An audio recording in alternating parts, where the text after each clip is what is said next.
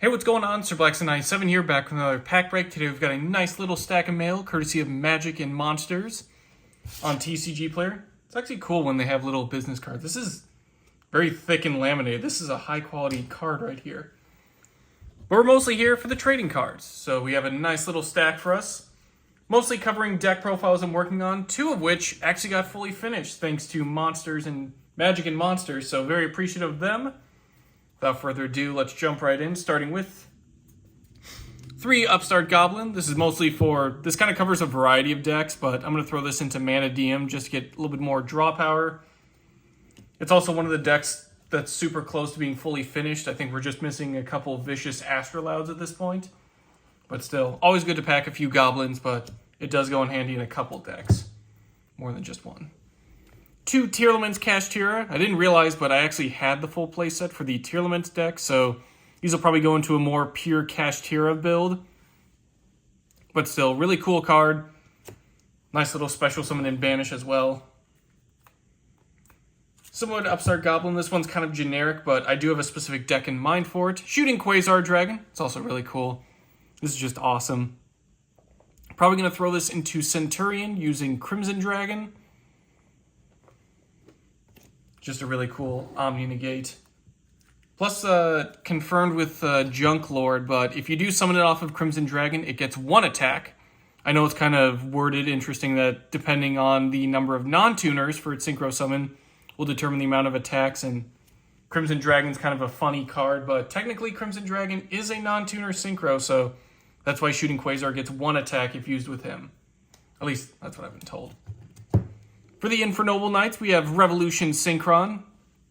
Gonna run a couple of these just so, combined with some of the level 4s we have in the deck, easily make like a Black Rose Moonlight, and then go into Crystal Wing just to get in Monster Negate, which kind of pairs well with the Emperor Charles Link, as he's more of a spell and trap negate, so 2 layers of negates are very nice, especially if you see me play Dragoonides. Having a Reed Bar and then their counter trap Obluate, being able to counter both monsters and spells and traps on separate cards does seem a bit costly, but it is super effective. For the Red Dragon Archfiend deck, we have the last 2 cards we needed for that being Red Lotus King Flame Crime, which also doubles as having one of the coolest card names ever. Pretty good extender if you have a Fiend Tuner, which, I mean, it's Resonators, of course, they're all Fiends and Tuners. Promethean Princess, Bestower of Flames. This one will kind of float around to a few other decks, but most because she just looks really cool.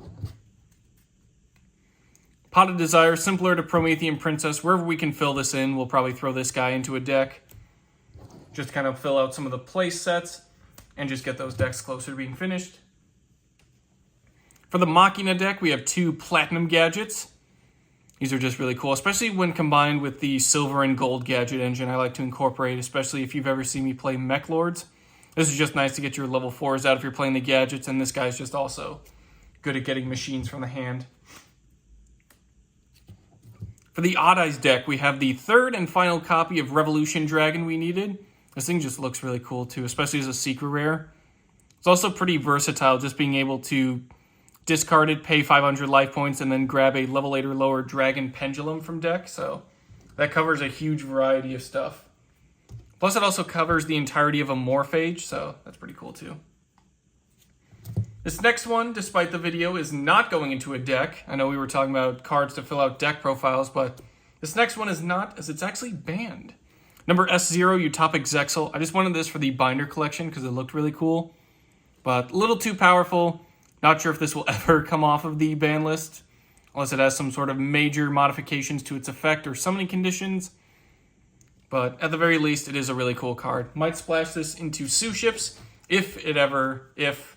especially if it ever does see the light of day again. 2 copies of Muckraker from the Underworld. One of these is going into Dark World. Plus, I just like the way she looks as a prismatic secret rare. It's just a really nice card. For the Dark Magician deck, we have a really nice Quarter Century Magician Salvation. Only needed 1, so glad I was able to snag my 1 Salvation and a Quarter Century at that. So, very nice. For the Galaxy Eyes and Photon deck, we have, well, would you look at that? A Galaxy Photon Dragon. Galaxy Eyes Photon Dragon, I should say. This just completes the full playset. We're running a ton of copies of Trade-In, like Nebula Dragon, Afterglow. So finally getting my third and final copy of Photon is very nice. Speaking of level 8 dragons, we're also picking up 2 copies of the rank 8 Galaxy Eye Cypher Dragon.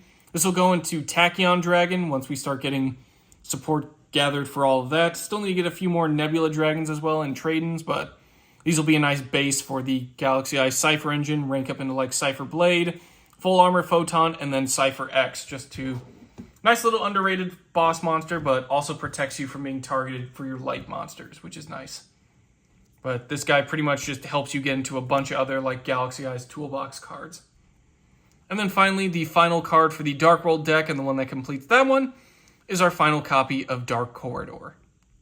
Just nice reinforcement of the army. Very happy to finally have the final copy I needed for that one. Whew.